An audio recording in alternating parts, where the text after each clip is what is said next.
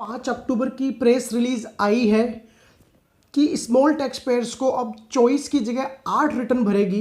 Government अपनी उस press release का, उस अनाउंसमेंट का एडवर्टीजमेंट भी ऐसी ही कर रही है कि स्मॉल टैक्स पेयर के लिए बहुत बड़ी रिलीफ है, ईज ऑफ डूइंग बिजनेस है। अब चॉइस रिटर्न नहीं भरनी पड़ेगी, अब 8 ही रिटर्न आपको भरनी पड़ेगी। तो दोस्तों, जब प्रेस रिलीज आई थी तो मुझे भी ये लगा था कि हाँ, शायद छोटे व्यापारियों के लिए बहुत बड़ी राहत है ये कि चॉइस की जगह उनको 8 ही रिटर्न भरनी पड़ेगी। कल तक मुझे भी ये लग रहा था, लेकिन दोस्तों जब इसको डीपली एनालाइज किया, इसको डीपली समझा, तो मुझे जो समझ में आया दोस्तों, वो ये कहीं भी स्मॉल टैक्स पेयर के लिए फ़ायदे का सौदा नहीं होने वाला है। इवन ये मेरे जैसे, आप जैसे, हम सब जैसे छोटे व्यापारियों के लिए बहुत बहुत बहुत बड़ा नुकसान का सौदा होने वाला है दोस्तों। ये किसी भी एंगल से ईज ऑफ डूइंग बिजनेस नहीं है। अब आप में से बहुत जने सोच रहे होंगे कि नुकसान का सौदा क्यों है भाई, चॉइस रिटर्न की जगह 8 ही रिटर्न तो हमें भरनी पड़ रही है, तो नुकसान का सौदा हुआ कैसे।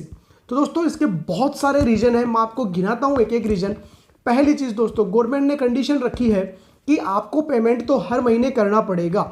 आपको एक चालान ऑटो जनरेट होगा, उसके थ्रू आपको पेमेंट तो हर महीने करना रहेगा।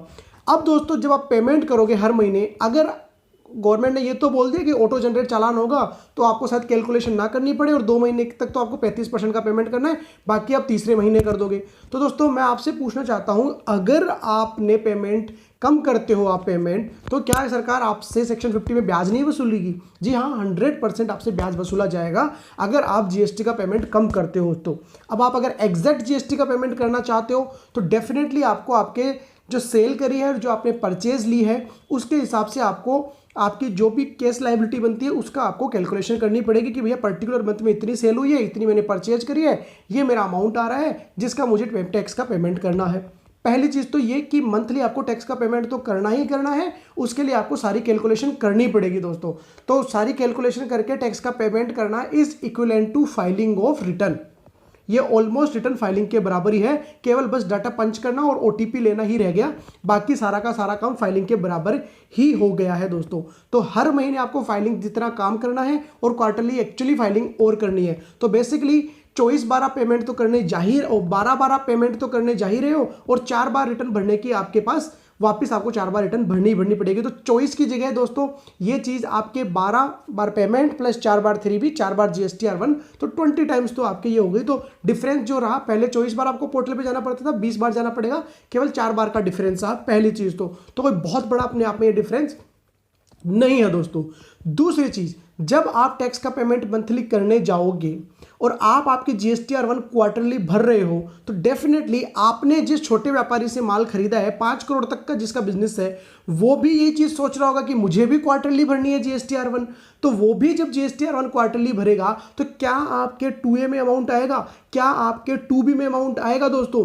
अगर 2A 2B में अमाउंट नहीं आएगा तो आप उसका इनपुट कैसे ले लोगे? जब तक 2A और 2B में अमाउंट नहीं आ जाता है, आप उसका इनपुट नहीं ले सकते हो, और इनपुट आप नहीं ले पा रहे हो तो आप जो टैक्स का पेमेंट कर रहे हो, वो क्या टैक्स का पेमेंट आपका सही जा रहा है? आप तो इनपुट यूज करते हुए टैक्स का पेमेंट कर रहे हो, लेकिन जब तक आपकी रिटर्न नहीं गई, आपके 2A में नहीं आया, 2B में नहीं आया मंथली, तो आपके इनपुट में वो आई नहीं है चीज़, तो आप उसका इनपुट 2A में आया ही नहीं है, तो आप उसका इनपुट कैसे लेने वाले हो?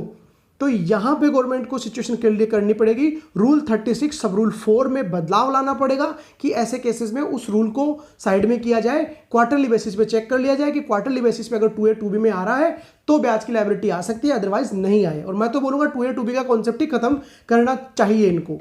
तो 2 चीज दोस्तों ये हो गए नुकसान। तीसरा नुकसान जो गवर्नमेंट ने किया है, आप सबने देखा होगा, शुरू में जब GSTR1, GSTR2, GSTR3 का कॉन्सेप्ट आया था, ऑल दो हम सबको GSTR2 और GSTR3 का कॉन्सेप्ट बहुत बेकार लगा था कि यार कौन हर महीने चेक करे, एक्सेप्ट करे, रिजेक्ट करे, मॉडिफाई करे, फिर 3 में पेमेंट करे, सारे दिन भर इसी में लगे रहो। दोस्तों, वो इनका जो पोर्टल है उसने अच्छे से काम नहीं किया, बट अगर आप उन फॉर्म्स को, उस पूरी प्रोसेस को अच्छे से देखोगे ना, तो अपने आप में बहुत बढ़िया प्रोसेस है।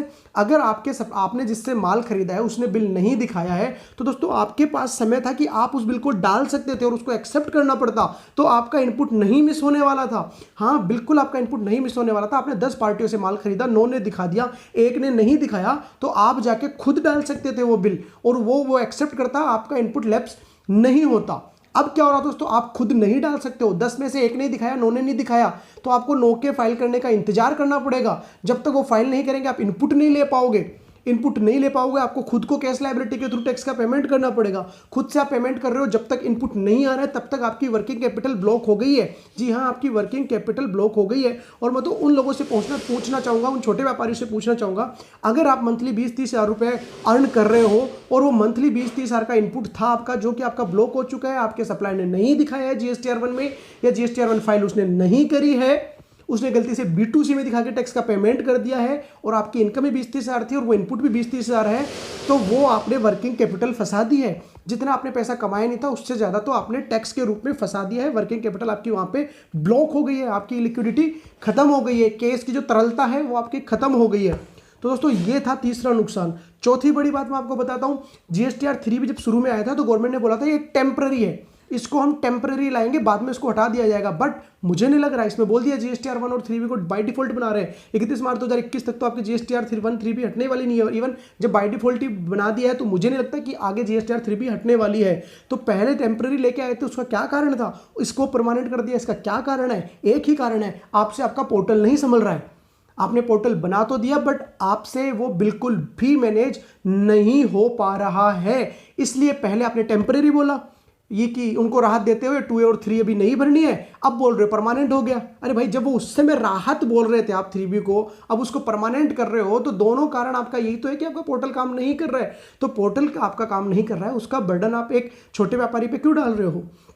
पांचवा रीजन दोस्तों, अगर आप छोटे व्यापारी हो और आप किसी बड़े व्यापारी से डीलिंग कर रहे हो और आप अब आपकी GSTR1 क्वार्टरली फाइल कर रहे हो, आप में से मैं बोलता हूं 99% लोगों ने इशू फेस भी किया होगा। जो भी बड़े व्यापारी है उन्होंने छोटे व्यापारियों से बिजनेस बंद कर दिया होगा जो क्वार्टरली रिटर्न ऑप्ट कर रखे हैं। क्योंकि मान लो लेट सपोज मैं एक बड़ा व्यापारी हूं, मैंने 10 छोटे व्यापारियों से माल खरीदा, 10 बड़े व्यापारियों से माल खरीदा, तो उन 10 का इनपुट तो आ गया मेरे पास, बट उन 10 का बाकी जो छोटे व्यापारी थे उन 10 का इनपुट मुझे मंथली नहीं मिल रहा है, तो उसका टैक्स का पेमेंट मुझे जेब से करना पड़ रहा है। 3 महीने के लिए मेरी कैपिटल ब्लॉक हो रही है। मैं क्यों ब्लॉक करूं? मैं क्यों ब्लॉक करूं मेरी कैपिटल की वो लोग क्वार्टरली भर रहे हैं इसलिए मैं ब्लॉक कर दूं? अरे भाई, मैं नहीं करूंगा ना उन जो छोटे व्यापारियों के साथ बिजनेस में नहीं करूंगा, मैं किसी बड़े व्यापारी के साथ कर लूंगा बिजनेस।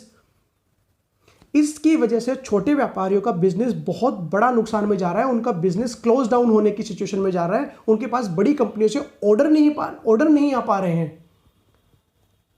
ये पोजीशन शायद आप में से जो लोग सुन रहे होंगे उनके सामने भी ये पोजीशन आई होगी, ये सिचुएशन आई होगी कि साला मुझसे कोई बड़ा व्यापारी माल ही नहीं खरीद रहा है।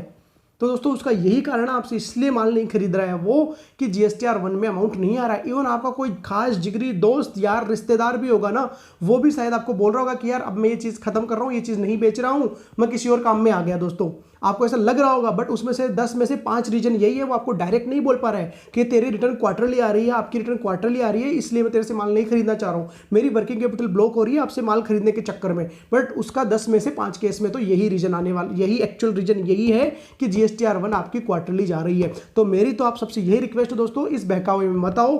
आपको GSTR1 और 3B क्वार्टरली की जगह मंथली ही फाइल करनी चाहिए। अगर आपको इस बिजनेस में बने रहना है, बिजनेस करते रहना है, लॉन्ग टाइम के लिए आपको आपका बिजनेस रन करना है, तो आपको GSTR1 3B मंथली ही चूज करनी चाहिए। जब तक गवर्नमेंट और कोई अच्छा प्रावधान, एक्चुअली अच्छा प्रावधान जिसका वाकई में डायरेक्ट बेनिफिट हम सब छोटे व्यापारियों तक पहुंच पाए, ऐसा कोई प्रावधान जब तक नहीं लाती है, आप सबको, जी हां, आप सबको GSTR1 और 3B मंथली ही भरनी चाहिए। क्वार्टरली के जाल में मत फंसो दोस्तों, आपको भारी भारी भारी ब्याज का भुगतान भी करना पड़ सकता है। दोस्तों हो सकता है इससे आपके कंप्लायंस बर्डन बढ़ जाए, आपको लगेगा कि प्रोफेशनल को टैक्स और फीस ज़्यादा देनी पड़ेगी। तो दोस्तों वो तो वैसे भी जाने वाली है, क्योंकि जब मंथली कैलकुलेशन करोगे तो भी हो सकता है, अगर पहले आप रिटर्न खुद फाइल करते हुए आ रहे हो तो कैलकुलेशन अभी भी आप खुद कर लोगे, बट आपको लगता है कि आप नहीं कर पाओगे, आप इतने एक्सपर्ट नहीं हो, आपको किसी प्रोफेशनल, किसी एक्सपर्ट की सहायता चाहिए, तो वो उसकी मदद तो फिर अभी भी पड़ सकती है आप में से बहुत जनों को। तो अगर जिन लोगों को मदद की जरूरत पड़ रही है तो मैं तो यही कहूँगा, इससे बेटर है आप मंथली ही फाइल करो, जिससे बड़े व्यापारी भी आपसे काम करने में खुश रहेंगे और छोटे जो दूसरे व्यापारी है वो भी खुश रहेंगे और आपको देख के वो भी एनकरेज होंगे, और पूरी इंडस्ट्री में, पूरे भारतवर्ष में एक ही फ्लो बना रहेगा कि हाँ भैया मंथली सबका इनपुट आ रहा है, कहीं भी कोई चेन में ब्रेक नहीं हो रहा है। अगर आपकी वजह से चेन में ब्रेक हो रहा है तो डेफिनेटली आपके साथ और पार्टियां बिजनेस बंद करने वाली है। ये बहुत के साथ तो कर दिया होगा और बहुत के साथ बहुत जल्द करने वाली है। जैसे ही 1 जनवरी 2021 से सबके सब GSTR 1 में चले जाएंगे 5 करोड़ तक वाले में। मैं दोस्तों गारंटी के साथ आपको बोल रहा हूं, आपके साथ बहुत ज़्यादा मात्रा में जो भी बड़े व्यापारी आपसे काम कर रहे हैं आपके साथ बिजनेस बंद कर देंगे, बिल्कुल बंद कर देंगे। क्योंकि पहले 1.5 करोड़ की लिमिट थी, अब 5 करोड़ की लिमिट कर दी है। तो उस दायरे में, छोटे व्यापारी के दायरे में GSTR 1 में बहुत सारे लोग आने वाले हैं। तो मेरी आप सबसे यही रिक्वेस्ट है, प्लीज़ इस जाल में, ये गवर्नमेंट ने एक जाल फेंका है, इस जाल में मत फंसिए। और दोस्तों मैं चाहता हूं आप ये वीडियो ज़्यादा से ज़्यादा शेयर करें ताकि गवर्नमेंट के पास ये बात पहुंचे और उनको एक्चुअली हम सबका दर्द का एहसास हो कि भैया क्वार्टरली फाइल करना और टैक्स का पेमेंट मंथली करवाना इज नॉट एन सॉल्यूशन। ये कोई सॉल्यूशन नहीं है, ये कोई अच्छा सॉल्यूशन नहीं है। मैं तो यही कहना चाहूँगा कि ये तो इवन आपको प्रॉब्लम में डालने वाली चीज़ है। तो दोस्तों किसी का वेट मत करिए आप कि कोई आए और आपके लिए बोले। दोस्तों आप आपका हीरो खुद बनिए और गवर्नमेंट तक आपकी बात पहुंचाइए। जितने मात्रा में, जितनी ज़्यादा संख्या में आप आपकी बात पहुंचाएंगे। मैंने ट्वीट भी किया है दोस्तों, आपको नीचे मेरे डिस्क्रिप्शन में ट्वीट भी दिख जाएगा। प्लीज़ आप उसको भी ज़्यादा से ज़्यादा रीट्वीट करें, वीडियो को शेयर कीजिए। तो दोस्तों जितना दबाव हम बनाएंगे हो सकता है उतनी जल्दी गवर्नमेंट को अच्छा डिसीजन लाना पड़े। और अगर एक्चुअली रिलीफ देनी थी तो रूल 36 अब रूल 4 जो कि ITC को ब्लॉक करता है, सेक्शन 16 सब सेक्शन 4 जो कि ITC की टाइम लिमिट को बताता है कि भैया इसके बाद आप ITC नहीं ले पाओगे। भैया आप टैक्स क्यों ले लेते हो? हम उस पीरियड टाइम टैक्स लेने के लिए तो आपने 6-7 साल रखी हुई है और ITC लेने के लिए बस 6 महीने एक्स्ट्रा है हमारे पास। ऐसा क्यों हो रहा है? और ना ही लेट फीस का वेवर किया है आगे का, जबकि अपने खुद के ऑफिसर्स के लिए तो टाइम लिमिट्स इन्होंने बहुत आगे तक बढ़ा दी और बहुत पहले बढ़ाते हैं। बट हम जैसे छोटे व्यापारियों के लिए, आप जैसे मेरे जैसे छोटे व्यापारियों के लिए अभी तक लेट फीस वेव नहीं करी है इन्होंने। दूसरी बात, GSTR 1 की लेट फीस तो शायद अभी तक वेव नहीं हुई है। तो क्या जब असेसमेंट होंगे तो असेसिंग ऑफिसर GSTR 1 की लेट फीस पर डे 200 रुपये वसूलने वाला है। हम में से बहुत जने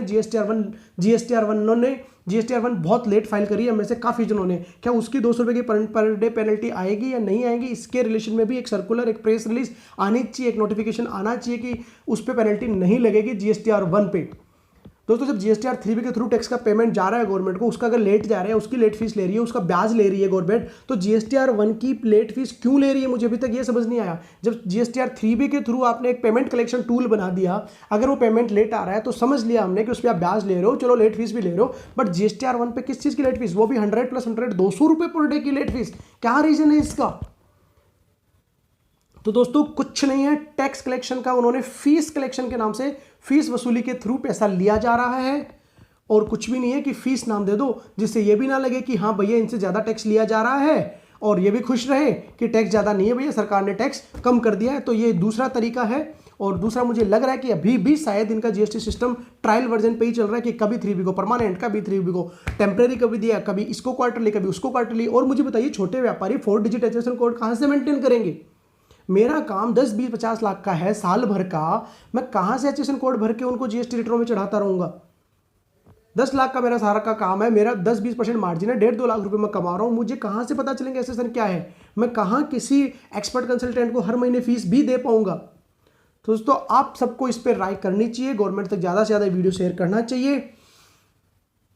तो मिलते हैं दोस्तों अगले वीडियो में किसी नई अपडेट के साथ, किसी नई जानकारी के साथ। अगर कुछ आती है तो मुझे उम्मीद है आप ये वीडियो सबसे ज़्यादा से ज़्यादा शेयर करोगे, चैनल को सब्सक्राइब करोगे, बेल आइकन पे जरूर क्लिक करोगे। दोस्तों अगर आपको ये वीडियो पसंद नहीं आया है तो आप कमेंट बॉक्स में भी लिख के डाल सकते हो कि सर हमें आपका ये वीडियो पसंद नहीं आया, आपकी ये चीज़ वीडियो पसंद नहीं आया, हमें ये लाइन पसंद नहीं आई है। डेफिनेटली इस वीडियो को मैं तुरंत एक कमेंट आते ही इस वीडियो को मैं वहाँ से प्राइवेट कर दूंगा, डिलीट कर दूंगा। दोस्तों मिलते हैं, थैंक यू सो मच, जय हिंद, जय भारत।